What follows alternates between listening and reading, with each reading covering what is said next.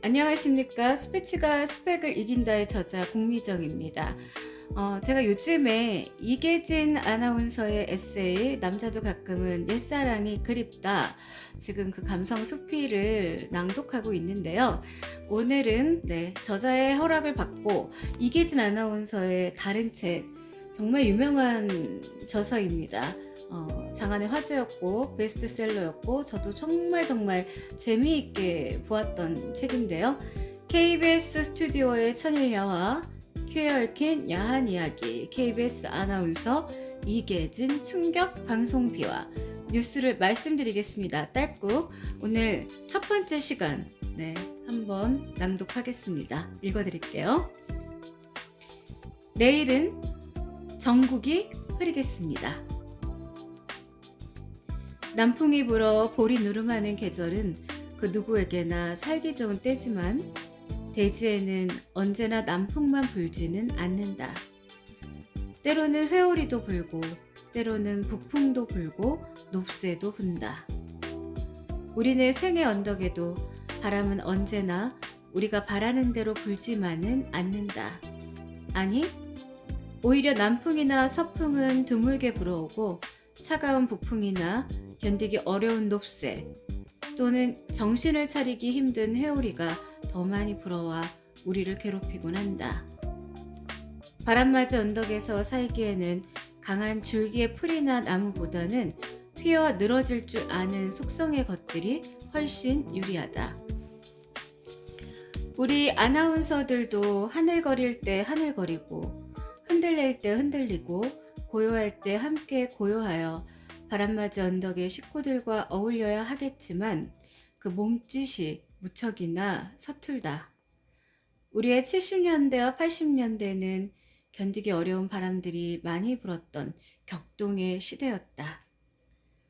막연히 낭만과 멋의 대명사적 직업으로만 생각했던 아나운서가 되어 공교롭게도 그 70년대와 80년대를 지내고 생각하니 과연 그 격동의 와중에서 우린 무엇이었나를 스스로 생각해보고 허망해 했던 적이 한두 번이 아니다. 격동의 시대를 선도했던 선두 그룹은 물론 아니었고 와중을 틈타 치부를 했던 황금의 주인도 아니었으며 불어오는 거센 바람 앞에서 박수를 치고 간을 내보여 출세를 했던 무리도 아니었으며 대중 앞에 책이라도 부려 인기를 한 몸에 얻을 재주와 용기 또한 없었으니 때로 어떤 사람들은 우리를 앵무새라고 때로 어떤 사람들은 우리를 연예인이라고 때로 어떤 사람들은 우리를 언론인이라고 때로 어떤 사람들은 우리를 나팔수라고까지 했고 때로 어떤 사람들은 우리를 만능의 방송인쯤으로 여겨 그 실체를 명확히 하지 못한 가운데 나무도 아닌 것이 풀도 아닌 것이 휘지도 못하는 속성을 가져 이 시대를 고통과 함께 어울리며 살아남아 오늘에 이르렀다. 앵무새. 우리들은 앵무새가 아니다. 존경하던 어떤 선배님이 표현하신 앵무새라는 잘못된 별명이 왠지 사람들에겐 빨리 익숙해졌지만 우린 하루에 그 수많은 방송량 가운데 단 5분이나 10분의 뉴스와 낭독 시간 외에는 앵무새처럼 말하지 않는다. 그 뉴스도 단순히 읽는 데 그치지 않고 생명을 불어넣어 말하고 있다. 그 이상은 정해진 뉴스 내용을 전하는 사람마다의 마음대로 해석해서 바꾸거나 사실을 늘어놓을 수도 없지 않은가. 나팔수. 우리는 악단 주인과 작곡가를 잘못 만났을 뿐이다. 편파의 두통아리를 자각증세로 느끼고 괴로워했지만 우린 너무 힘이 없었다. 맘에 안 맞는 곡이라고 우리 마음대로 즉흥으로 불어대서는 힘있는 작곡가와 악단 주인의 등살에 견딜 수가 없는 형편이었다. 만능 방송인. 듣기 좋은 말이기는 하지만 현실은 우리를 자기 기만하도록 내버려 두지 않는다.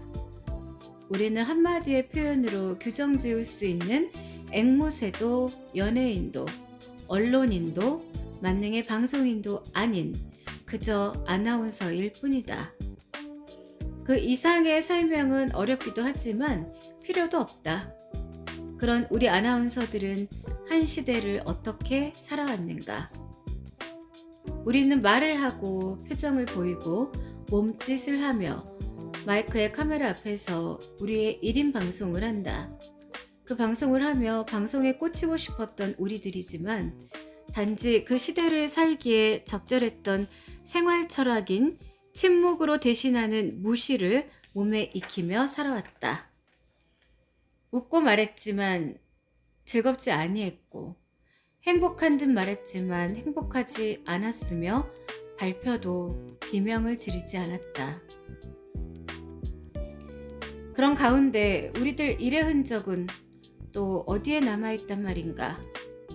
말의 힘에 대해 경외하는 어떤 언어 철학자는 세상에 뱉어진 말은 영원히 사라지지 않고 우주 안에 살아서 떠돌며 그 힘을 발휘한다고 주장했다. 현대 과학으로는 측정이 불가능한 상태지만 혹 그것이 사실이라면 우리가 방송한 소리의 잔향도 계속 우주의 허공을 향해 날아다닐지 모른다는 생각도 해본다. 영상도 마찬가지다. 어떤 과학자는 낙하암에서 떨어진 백제 삼천궁녀의 그 애절하고도 꽃다운 모습이 1300광년 밖에 있는 어떤 별에서는 지금쯤 진행 중인 현실로 보일 수 있다고 주장하는데, 이러한 주장을 인용하며 우리 얼의 흔적도 어딘가엔 있으리라고 위로해보지만 확인할 길이 거의 없어 안타까울 때가 많다. 그래서 필자는 일의 흔적을 잡아두는 방법으로 메모하는 습관을 가지게 됐다.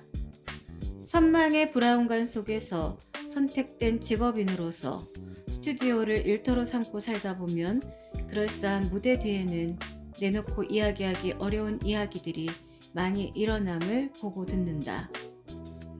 이제 아주 부족하지만 18년째 아나운서 생활을 하는 동안 편편히 조각을 모아 메모해둔 시시껄렁한 그 이야기들을 여건이 허락하는 데까지 써보려 한다. 그 가운데는 생각하게 하는 사연도 있고 슬픈 사연도 있고 배꼽을 쥐고 웃을 일도 있고 어처구니 없는 일도 있다. 바람 부는 언덕 이야기를 던져 놓았으니 맨 먼저 격동의 시기를 지낸 우리 착한 아나운서들의 이야기를 시작하려 한다. 세상을 깜짝 놀라게 하며 핵폭탄처럼 터지는 비화들의 홍수 속에서 여기에 쓰려는 이야기는 고발도 증언도 더더군다나 폭로라는 수식을 붙일 이야기도 아니다. 다만 그 시대를 아프게 산 우리들의 이야기일 뿐이다. 또 개인의 기록이나 기억에는 한계가 있다. 그러나 세인의 관심을 끌지 못하던 이야기와 드러나지 않았던 작은 이야기들을 통해 우리는 또 다른 무엇을 느낄 수도 있으며 우리 스스로는 위로를 받을 수도 있다고 생각한다. 역사의 평가는 간단하게 하는 것이 아니지만 적어도 80년대 말에 나타난 현대사에 대한 평가는 반민주, 독재의 시대를 살아노라는 것으로 잠정 평가되는 것 같다. 그 서막을 뜻하는 역사의 큰 획은 5.16 군사혁명에서 비롯됐다고 볼 수 있는 바, 5.16 군사혁명은 우리나라 현대사에서 가장 큰 전환의 획을 그은 역사적인 사건이었다.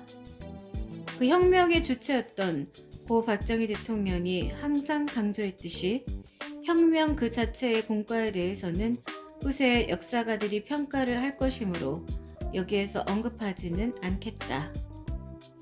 그것은 또한 한 개인의 주제를 넘는 것이기도 하기 때문이다.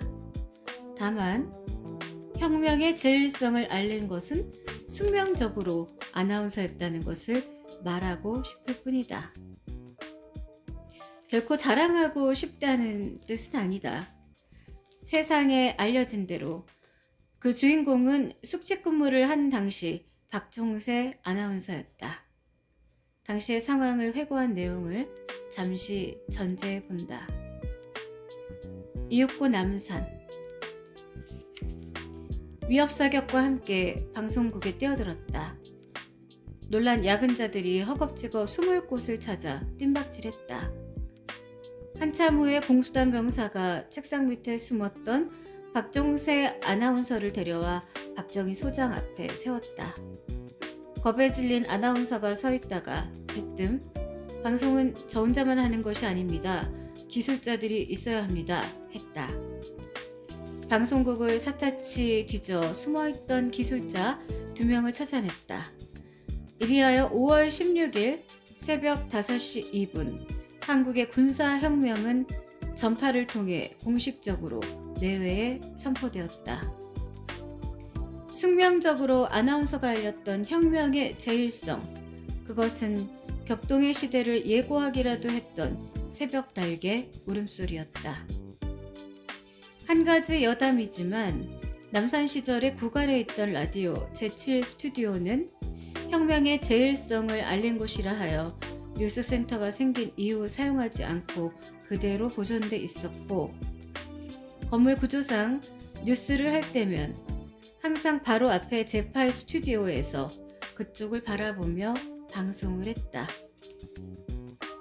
여의도에 새 청사를 짓고 이사와서 아나운서실이 2번째로 옮긴 곳의 출입문이 신기하게도 516호였다.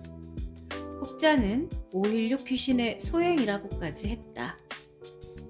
그런데 남산 시절의 박종세 아나운서는 그 혁명의 성공으로 농공행상에 덕도 입었지만 후일에 후배들이 당시를 회상하며 격이 없이 이야기를 할 때는 가끔 논란이 일곤 했다.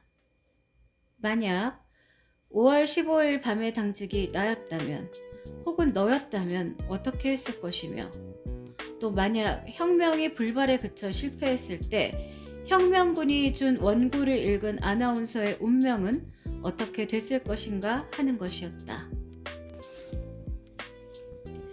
그뿐이 아니었다.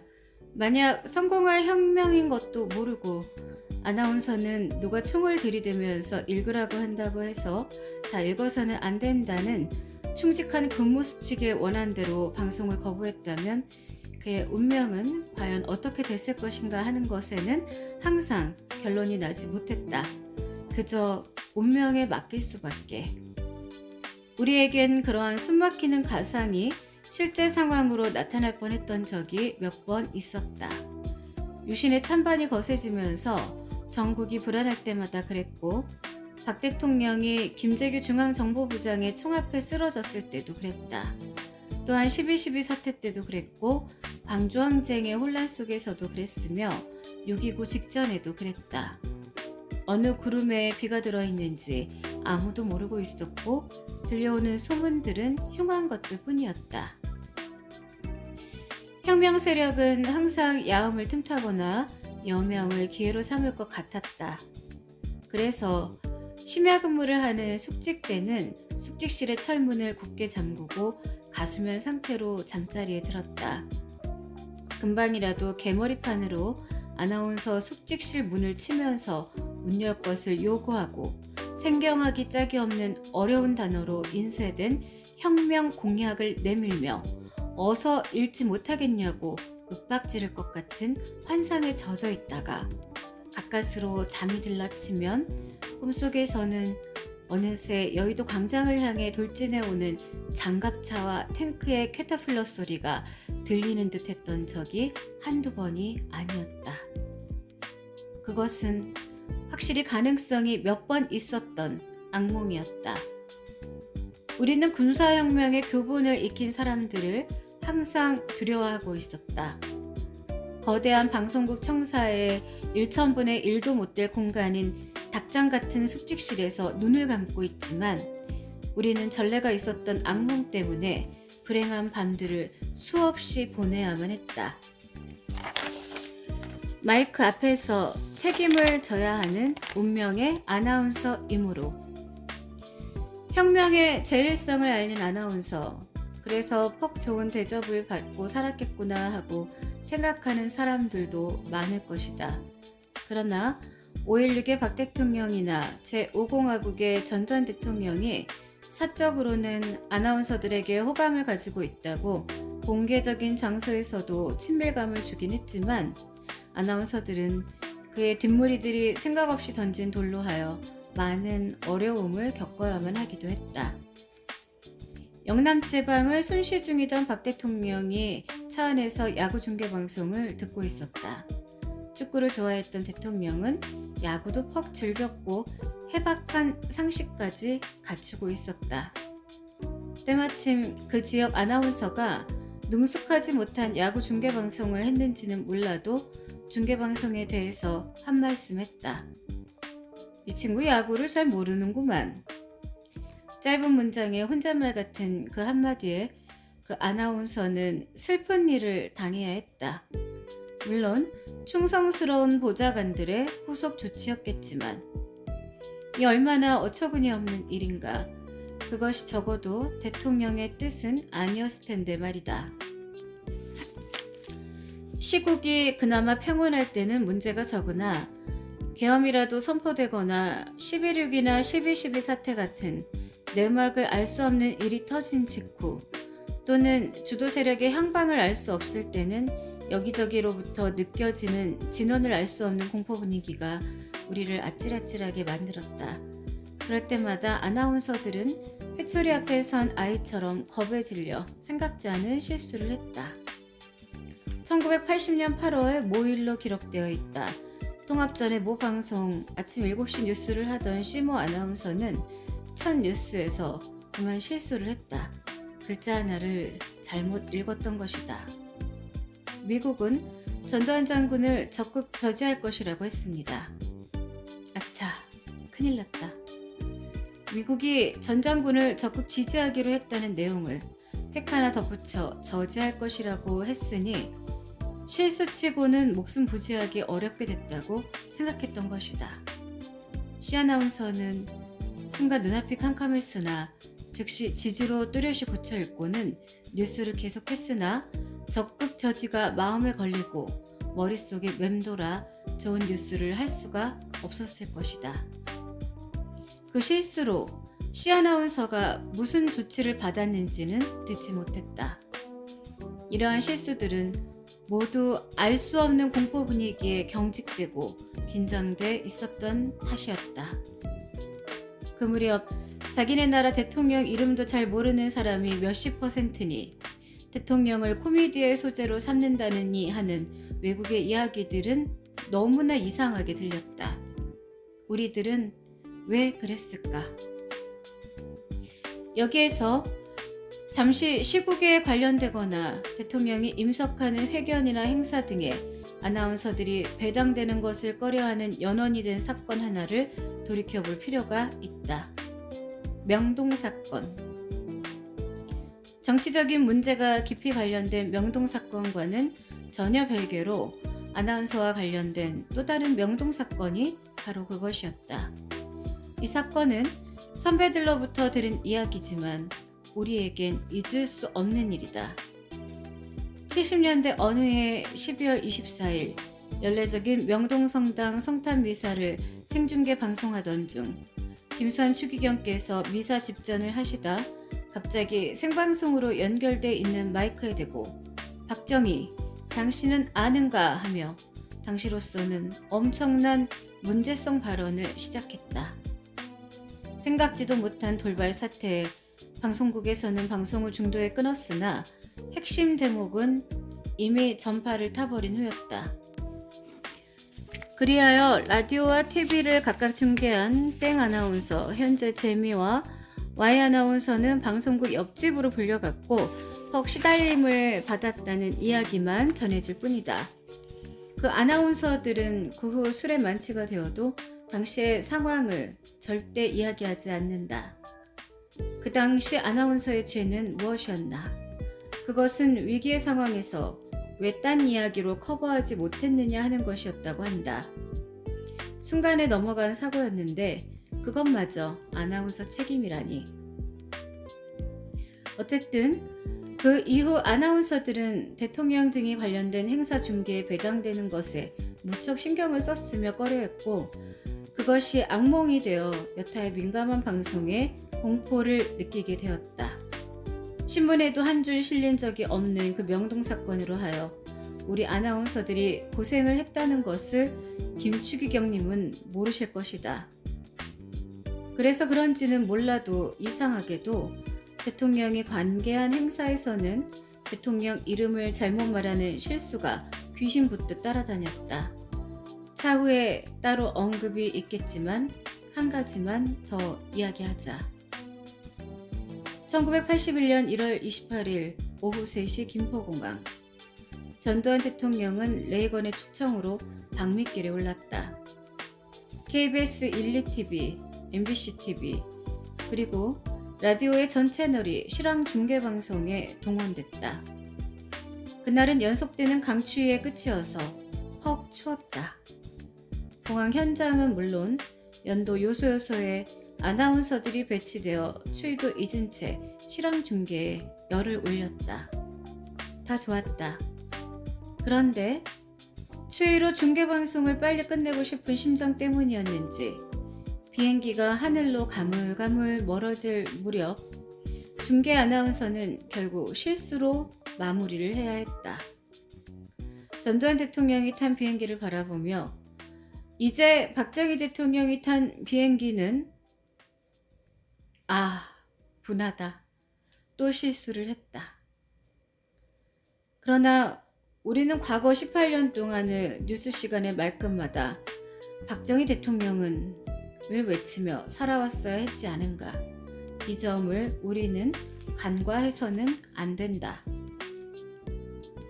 혁명의 제일성을 숙명적으로 알려야 했던 아나운서는 그 격동의 세월 속에서 고통을 당하며 살아야 했고 말없이 그 영역과 성세를 지켜봐야 했다. 방송으로 공개됐던 1974년 광복절 기념식장에서의 이세진 김영소 아나운서는 유경수 여사 저격의 순간을 보았고, 최평웅 김영수 아나운서는 1979년 10월 26일 오전 11시 삽교천 방조제 준공식에 이어 KBS 당진 송신소 준공식에 참석하여 불과 몇 시간 후에 일어날 엄청난 사건도 모른 채 자신감 속에 미소를 짓던 박 대통령의 마지막 모습도 보았다.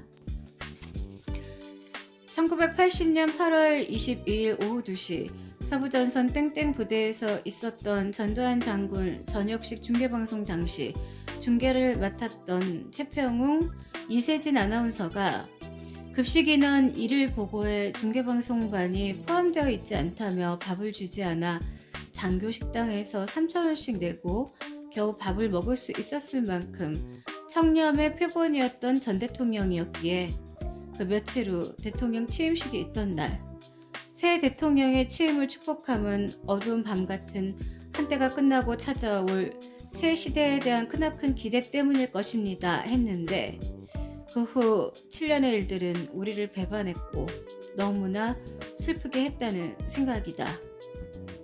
모처의 압력 때문에 MC 자리를 말없이 내주고도 그렇게 슬프지 않았는데, 이유도 모른 채 선별적으로 해직되기 위해 일괄 사직서를 쓰던 1980년 7월 18일의 기억은 가장 슬펐으며, 대통령이 방송국을 방문하면 가장 보고 싶어하는 사람이 아나운서들이라고 했을 때와 그렇게 가보기 힘든 청와대에 아나운서들을 초청했을 때가 있었는데도 이상하게 우리들은 피해의식 속에서 살아야만 했다. 웬일이었을까? 어떤 무리의 호가호위가 우리 아나운서들을 괴롭혔단 말인가? 그 무리들에게 항거할 힘이 없었던 우리는 날이 흐릴라 치면 겨우 한마디 한다. 내일은 정국이 흐리겠습니다. 정국은 전국을 일부러 잘못 발음한 것임.